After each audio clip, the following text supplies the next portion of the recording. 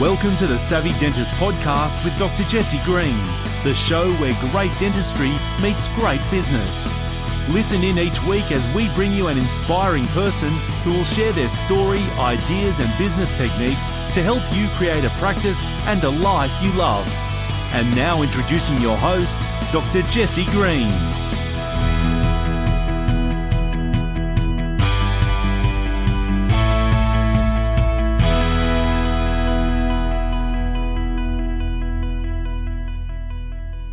So let's get on to building assets. I want to start by saying that every frustration, headache, bottleneck, pain in the backside can be traced back to a deficiency of assets in your practice. So whether it's patient flow, we don't have a marketing system, we don't have a recall system, we don't have a reactivation system. Whether it's team frustrations, maybe we don't have a system for communication, maybe we don't have a system for performance appraisals, maybe we don't have a system for hiring the right people. Maybe when it comes back to we're not getting enough treatment converted, we don't have a system for presenting treatment. All of these things come back to an asset. So every headache, frustration, bottleneck is a lack of assets at its core. So we need to go upstream and go, what is the asset that I am missing here?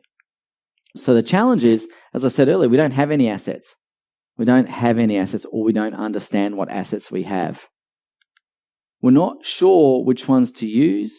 We're not sure which ones to create because we're not really sure how to do it. So when we do try and build it, it doesn't work. And when you've got key person risk, you're completely vulnerable to that person leaving. And when that person leaves, all the intellectual property, all the corporate knowledge walks out the door. Probably the most common risk in any dental practice is key person risk because we're building it around individuals. And so what we're trying to get away from is individual brilliance and to teamwork instead with systems at its core. So what we really want, of course, is we want to have the right assets to get the job done. We want to know what outcome we're trying to achieve, and we want an asset that actually works consistently, time in, time out. We want to make sure that we've got a quick and easy process for creating them. Boil an egg. We should be able to build an asset in the time it takes us to boil an egg. That easy, that quickly. It's about sharing knowledge, because when you've got a system in the practice, you move the authority to the knowledge. But if there is no knowledge bank, we can't move the authority away. And we end up with the same situation where we as the owners feel like an octopus. It's one brain with 8 arms trying to control everything, which is A, frustrating for us, B, just as frustrating for the staff, which I'm sure they'll tell you. Okay.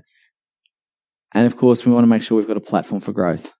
Every single practice in this room has ambitions beyond where they are now. And we need to have a platform for growth. All right, so the mindset really is about this. Does it make the boat go faster?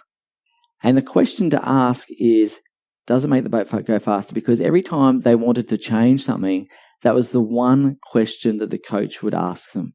That's a great suggestion. Will it make the boat go faster? And if the answer is yes, show me how.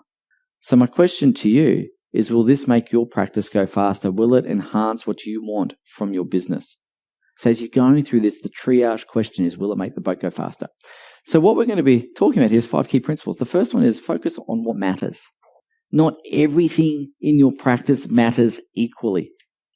The key thing that happens to lots of practices, we get caught up with the tyranny of the urgent. Oh my goodness. Someone's boyfriend's broken up with their DA and now we've got tears and snot, and so we need to sort that out. Now, I'm not trying to be unkind. I understand that that's dramatic for the person involved, but from a practice perspective, it can be a distraction.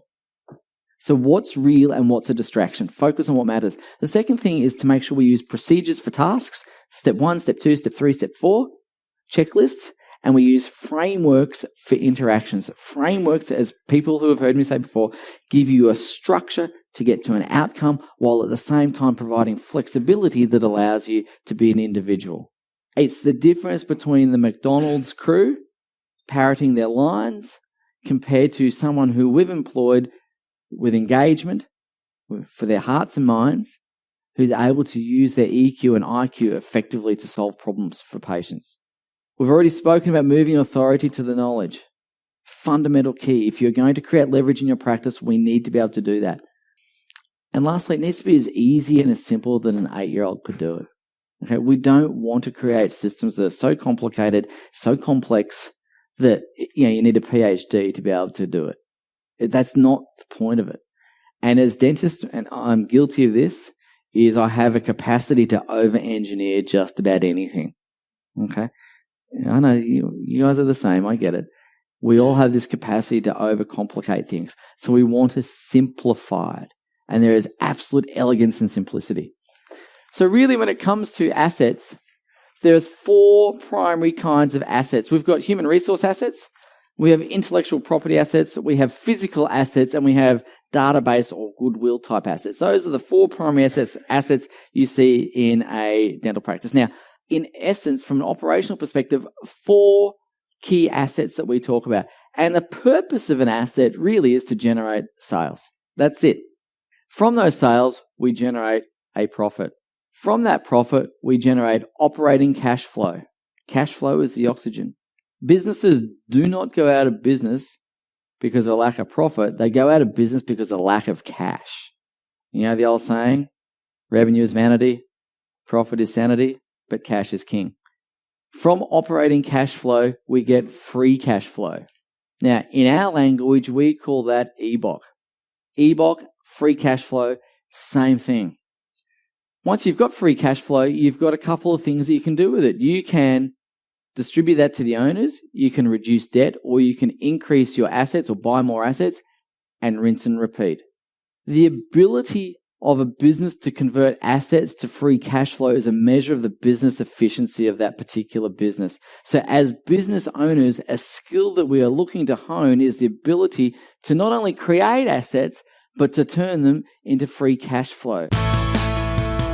Thank you for listening to the Savvy Dentist podcast with Dr. Jesse Green.